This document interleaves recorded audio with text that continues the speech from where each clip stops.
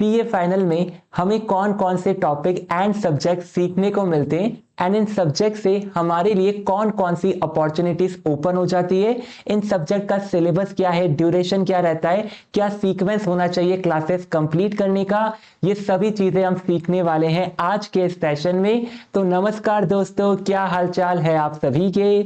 मैं हूं CA Rohit cheaper and स्वागत है आपका हमारे आज के इस फन सेशन में, जहां पर हम आपके साथ डिस्कस करने वाले हैं कि सीए फाइनल का सिलेबस क्या है एंड सीए फाइनल के सिलेबस के बेसिस पर हमारे लिए फ्यूचर में कौन कौन सी अपॉर्चुनिटीज ओपन हो जाती है जो कि हम फ्यूचर में परस्यू कर सकते हैं। तो चलते हैं, स्टार्ट करते हैं आज के सेशन को। सबसे पहले आज के सेशन का फॉर्मेट मैं आपको एक्सप्लेन कर देता हूं। तो आज के सेशन में हम शॉर्ट एंड सिंपल स्टोरीज के थ्रू पूरे सीए फाइनल के सिलेबस को समझेंगे एंड जो अपॉर्चुनिटीज हर सब्जेक्ट आपके लिए ओपन करता है इनको डिटेल में डिस्कस करेंगे।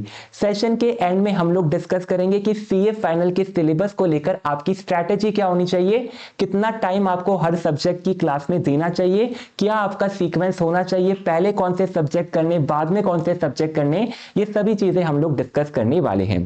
तो चलते हैं, स्टार्ट करते हैं हमारे सबसे पहले रोल से। तो अगर आपका फ्यूचर में सपना है कि किसी कंपनी का आपको चीफ फाइनेंशियल ऑफिसर, जिसको प्यार से हम सीएफओ बोलते हैं, तो सीएफओ बनना अगर आपका सपना है तो आप बिल्कुल सही कोर्स के अंदर आ गए हैं, क्योंकि वर्ल्ड का जो सबसे रिचेस्ट सीएफओ है इन 2024 वो भी एक चार्टर्ड अकाउंटेंट है। तो वैभव तनेजा जी, जो कि टेस्ला कंपनी के सीएफओ है, वर्ल्ड के हाईएस्ट पेड सीएफओ थे इन 2024। इनका $140 मिलियन का पैकेज था, जिसमें मेजर पोर्शन था इनका ईसोप वाला पार्ट। रुपीस में कन्वर्ट करोगे तो अराउंड 1160 करोड़ का पैकेज था। एंड वैभव तनेजा जी भी एक चार्टर्ड अकाउंटेंट है। तो अगर आप एक चार्टर्ड अकाउंटेंट बन जाते तो सीएफओ बनने के डोर्स आपके लिए ओपन है। आप फाइनेंस मैनेजर भी बन सकते हैं, आप कंसल्टेंट भी बन सकते हैं। अब आपकी सीएफओ की जर्नी में कौन सा सब्जेक्ट आपका साथ देने वाला है, तो आपका जो पेपर नंबर 1 है सीए फाइनल का, फाइनेंशियल रिपोर्टिंग बहुत ज्यादा हेल्प करेगा अगर आपका प्लान है फ्यूचर में सीएफओ बनने का। फाइनेंशियल रिपोर्टिंग क्या चीज है सर, तो आपने फाउंडेशन में अकाउंट्स पढ़ा होगा, इंटर में एडवांस अकाउंट्स पढ़ा होगा, तो इन दोनों का ही बड़े भैया है आपके फाइनेंशियल रिपोर्टिंग। तो फाइनेंशियल रिपोर्टिंग के अंदर आपका मेजर फोकस रहने वाला है इंडियन अकाउंटिंग स्टैंडर्ड पर। अब सर ये तो इंडियन अकाउंटिंग स्टैंडर्ड है, हमें तो ग्लोबल लेवल पर काम करना है, तो जो आपके इंडियन अकाउंटिंग स्टैंडर्ड है इन्हें ही ग्लोबल लेवल पर आईएफआरएस बोला जाता है। तो Indian accounting standard and global पर जो आपके आईएफआरएस होते हैं दोनों लगभग लगभग सिमिलर है, केवल 8 to 10 यहां पर डिफरेंसेस है, बाकी सब कुछ यहां पर सिमिलर है। तो अगर आपने सीए बनकर इंड एएस सीख लिए, इसका मतलब आपने आईएफआरएस भी सीख लिए हैं।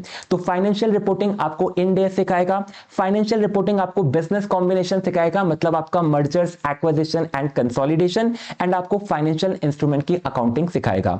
तो ये हमारे फाइनेंशियल रिपोर्टिंग का सिंपल सा सिलेबस है। अगर आपने इस सब्जेक्ट को मास्टर कर लिया एंड आपका सपना है सीएफओ बनने का, फाइनेंस मैनेजर बनने का, कंसल्टेंट बनने का, तो आप अपना सपना इजीली अचीव कर सकते हो।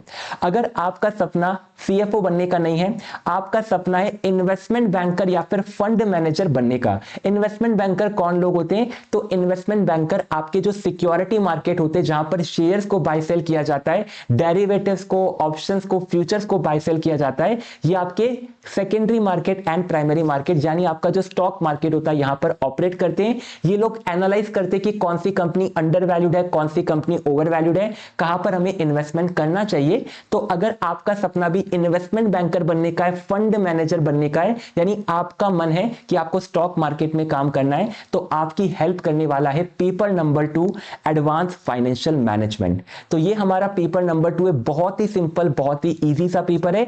यहां पर आप सीखते हो कि किस तरह से कंपनीज का वैल्यूएशन होता है, सिक्योरिटी वैल्यूएशन होता है, पोर्टफोलियो मैनेज किए जाते हैं, डेरिवेटिव्स मैनेज किए जाते हैं, डेरिवेटिव्स में स्ट्रैटेजी बनाई जाती है। ये सभी चीजें आपको पेपर नंबर 2 में सीखने को मिलती है।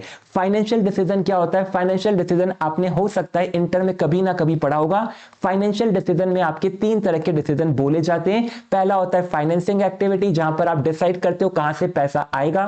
दूसरा होता है इन्वेस्टिंग एक्टिविटी, जहां पर आप डिसाइड करते हो कहां पर पैसा इन्वेस्ट करना है। एंड तीसरा होता है डिविडेंड एक्टिविटी, यानी जो इन्वेस्टमेंट किया है यहां से जो रिटर्न बनेगा, इस रिटर्न को हमें किस तरह से डिस्ट्रीब्यूट करना है। तो यही चीजें आप एडवांस फाइनेंशियल मैनेजमेंट में सीखोगे। आपने इंटर के अंदर एफएम सब्जेक्ट पढ़ा होगा 50 मार्क्स का, तो एफएम का ही एडवांस लेवल है, एडवांस फाइनेंशियल मैनेजमेंट। यहां पर आप सिक्योरिटी का वैल्यूएशन सीखते हो, पोर्टफोलियो मैनेज करना सीखते हो, और स्टार्टअप को किस तरह से फाइनेंस किया जाता है ये भी बातें आपको बताई जाती है। तो अगर आपका सपना है इन्वेस्टमेंट बैंकर का, पेपर नंबर 2 एएफएम आपको अच्छे से मास्टर करना पड़ेगा, जो कि बहुत ही सिंपल पेपर है।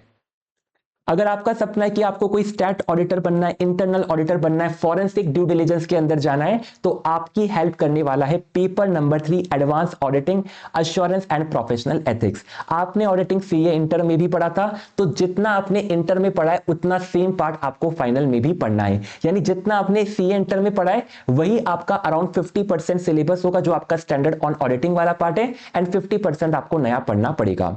अब आप में से जो भी स्टूडेंट्स होंगे उन्होंने सीए इंटर में ऑडिट पढ़ा होगा, बट प्रैक्टिकल लाइफ में अप्लाई नहीं किया है। बट प्रैक्टिकल लाइफ में ऑडिट का बहुत ज्यादा सिग्निफिकेंस है। मैंने भी अपनी आर्टिकलशिप स्टैट ऑडिट में करी थी पीडब्ल्यूसी से, एंड आपको ये जानकर बहुत खुशी होगी कि आपकी जो मेजर बिग 4 फर्म्स है, इनका मेजर रेवेन्यू ऑडिट से आता है। आपकी जो रिलायंस कंपनी है, रिलायंस कंपनी का ऑडिट करती है डेलॉइट एंड आपकी चतुर्वेदी एंड शाह। यहां पर ज्वाइंट ऑडिटर का कंसेप्ट लगता है, and Reliance around 90 crore rupees पे करता है ऑडिट करने के। तो ऑडिट में भी बहुत बढ़िया स्कोप है। अगर आपका मन है कि आपको फ्यूचर में जाके कोई बिग 4 कंपनी का पार्टनर बनना है, स्टैट ऑडिटर बनना है, इंटरनल ऑडिटर बनना है, फॉरेंसिक ड्यू डिलिजेंस करनी है, तो पेपर नंबर 3 आपको मास्टर करना पड़ेगा, जहां पर आप स्टैंडर्ड ऑन ऑडिटिंग सीखते हैं, प्रोफेशनल एथिक्स सीखते हैं, स्पेशलाइज ऑडिट करना सीखते हैं। तो पेपर जो आपका यहां पर थोड़ा थ्योरेटिकल होता है, बट जब आप प्रैक्टिकल लाइफ में आर्टिकलशिप में इसको एक्सप्लोर करोगे तो बहुत सारी चीजें आपको यहां पर सीखने को मिलती है।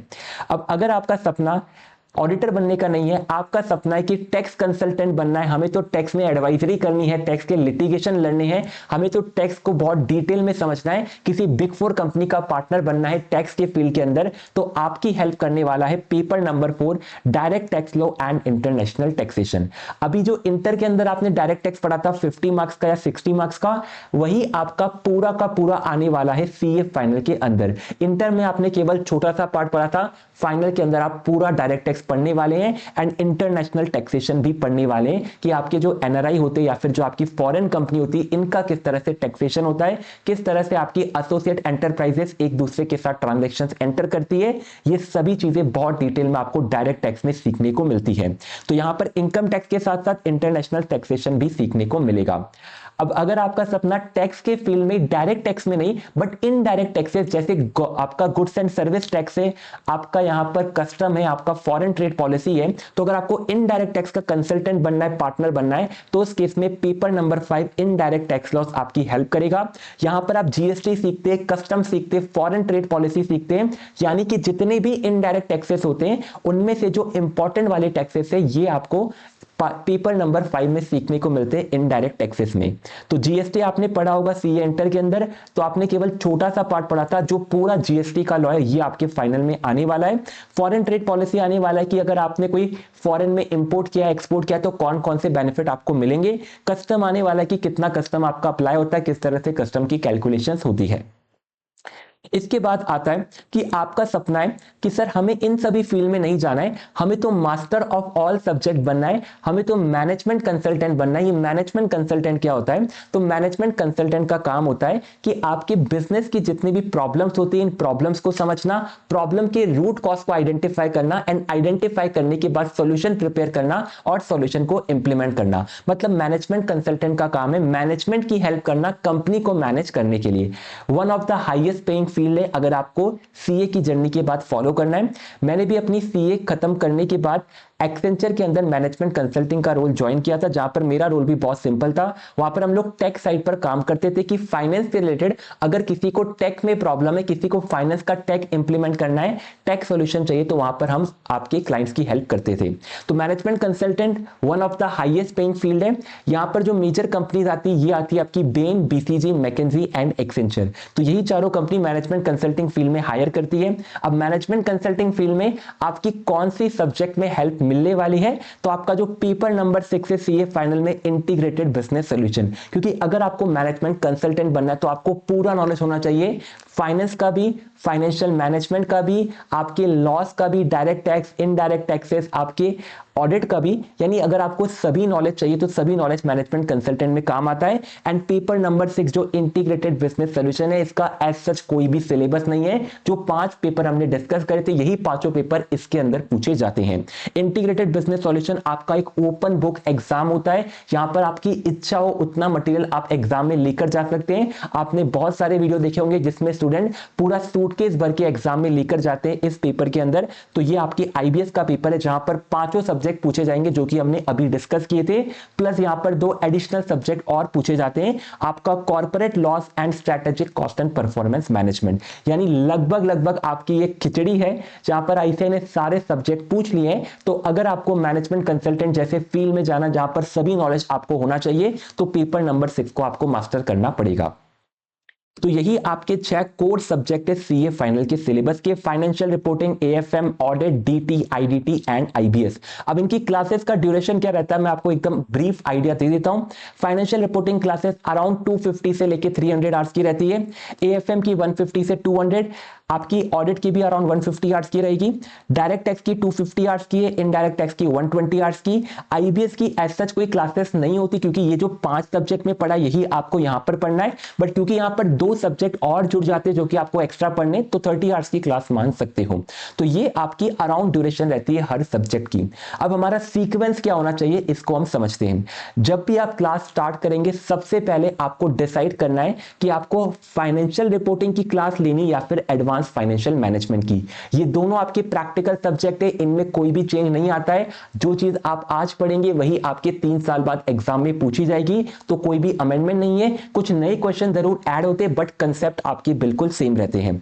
तो इन दोनों सब्जेक्ट से ही आपको अपनी सीए फाइनल की प्रिपरेशन स्टार्ट करनी है। अब कौन से सब्जेक्ट से स्टार्ट करें, तो सिंपल सा रूल है। अगर आप स्टैट ऑडिट के अंदर आर्टिकलशिप कर रहे हो, तो फाइनेंशियल रिपोर्टिंग में जो इन डेज वाला पार्ट है बहुत ज्यादा यूजफुल आने वाला है। अगर स्टैट ऑडिट में आर्टिकलशिप कर रहे हो तो फाइनेंशियल रिपोर्टिंग से क्लासेस स्टार्ट करना। अगर स्टैट ऑडिट में क्लासेस आर्टिकलशिप नहीं कर रहे हो, किसी और फील्ड में कर रहे हो, आपका कैपिटल मार्केट में इंटरेस्ट है, स्टॉक्स के अंदर आपका इंटरेस्ट है, डेरिवेटिव, फ्यूचर, ऑप्शन के अंदर इंटरेस्ट है, तो आपको एएफएम से स्टार्ट करनी चाहिए। तो ये आपका पैरामीटर होना चाहिए कि कौन सी क्लास हम लोग स्टार्ट करें। तो फाइनेंशियल रिपोर्टिंग या फिर एएफएम दोनों में से कोई सी भी क्लास स्टार्ट करिए। स्टैट ऑडिट कर रहे हो तो एफआर, अगर नहीं कर रहे हो तो आपको एएफएम से स्टार्ट करना, क्योंकि सबसे छोटा सब्जेक्ट है एंड इजीली आप कंप्लीट कर सकते हो। एफआर एएफएम होने के बाद आपको ऑडिट का सब्जेक्ट कंप्लीट करना, क्योंकि ऑडिट के अंदर भी बहुत नेग्लिजिबल चेंजेस होते हैं, मेजरली कोई चेंजेस नहीं होते हैं। ये पार्ट होने के बाद आपको स्टार्ट करनी है direct tax and indirect tax की class. Direct tax and indirect tax में हर बार कुछ ना कुछ अमेंडमेंट रहते हैं, इसीलिए हमें इसको लास्ट में करना है। लास्ट का मतलब है जब भी आपके एग्जाम होंगे, उन एग्जाम से अराउंड 7 to 8 मंथ पहले आपको ये क्लासेस स्टार्ट करनी है एंड आपको नेक्स्ट 3 से 4 महीने में कंप्लीट करनी है। तो ये आपका शेड्यूल रहना चाहिए। आईबीएस के लिए क्लासेस की रिक्वायरमेंट नहीं है। Corporate law and strategic cost and performance management ये आप स्पॉम के अंदर पढ़ने वाले हो, तो वहां से आपका कवर हो जाएगा। अब सर ये स्पॉम क्या चीज है, तो स्पॉम भी मैं आपको क्विकली बता देता हूं। तो सीए फाइनल के अंदर 6 तो आपके कोर सब्जेक्ट है, प्लस आपके 4 स्पॉम वाले पेपर है। ये 4 स्पॉम वाले पेपर आपकी मार्कशीट में नहीं आते हैं और इनका आपकी पास होने को लेकर कोई भी क्राइटेरिया नहीं है। बट अगर आपको अपने मेन एग्जाम में अपीयर करना है तो पहले स्पॉम वाले पेपर आपको क्लियर करने पड़ेंगे। अब स्पॉम के अंदर 4 पेपर है, जहां पर सेट ए के अंदर कॉर्पोरेट एंड इकोनॉमिक लॉ आपको पढ़ना होता है। कॉर्पोरेट लॉ मतलब कंपनी लॉ, इकोनॉमिक लॉ के अंदर आपके 3 से 4 लॉ आते हैं, जैसे आपका फॉरेन एक्सचेंज मैनेजमेंट एक्ट है, आपका सेबी का एक्ट है, आपका इंसॉल्वेंसी बैंक्रप्सी कोड है। तो इस तरह के लॉ आते हैं कॉर्पोरेट एंड इकोनॉमिक लॉ के अंदर। देन आपका सेट बी आता है strategic cost and performance management. ये आपका एक तरह से कॉस्टिंग वाला पार्ट है, बट यहां पर परफॉर्मेंस के ऊपर भी डिटेल में बात करी जाती है, तो यहां पर हम इसको strategic cost and performance management बोलते हैं। अब सेट सी और सेट डी में, तो सेट सी में 10 सब्जेक्ट है, 10 में से कोई एक सब्जेक्ट सिलेक्ट करना है। मेजर स्टूडेंट रिस्क मैनेजमेंट या फिर arbitration and conciliation act select करते हैं, क्योंकि ये दोनों सबसे छोटे सब्जेक्ट है। आपका जो सेट डी है, यहां पर आपके पास 4 सब्जेक्ट अवेलेबल है, जिनमें से एक सब्जेक्ट आपको सिलेक्ट करना होता है। मेजर स्टूडेंट यहां पर एंटरप्रेन्योरशिप सिलेक्ट करते हैं, बट आपके लिए कॉन्स्टिट्यूशन एंड साइकोलॉजी अवेलेबल है। तो ये आपके स्पॉम वाले सब्जेक्ट हैं। डिटेल गाइडेंस वीडियो आपके लिए हेमंत सर लेकर आने वाले कि किस तरह से स्पॉम को आपको डिसाइड करना है, बट ये आपका एकदम ब्रीफ ओवरव्यू था कि यहां पर आप क्या क्या चीजें सीखने वाले हैं। अब यहां पर हमने लगभग सभी पॉइंट्स आपके डिस्कस कर लिए कि सब्जेक्ट क्या है, अपॉर्चुनिटी क्या है, किस सीक्वेंस में क्लासेस लेनी है, क्लासेस का ड्यूरेशन क्या है, स्पॉम सब्जेक्ट क्या है। इसके अलावा अगर आपके कोई डाउट्स रहते हैं कमेंट सेक्शन में आप हमसे पूछ सकते हैं, सभी डाउट्स का हम आंसर कर देंगे। आज के सेशन में इतना ही। जो भी आपका फीडबैक है, सेशन अच्छा लगा, खराब लगा, प्लीज कमेंट सेक्शन में बताइएगा। मिलते हैं आप सभी के साथ किसी और सेशन के अंदर।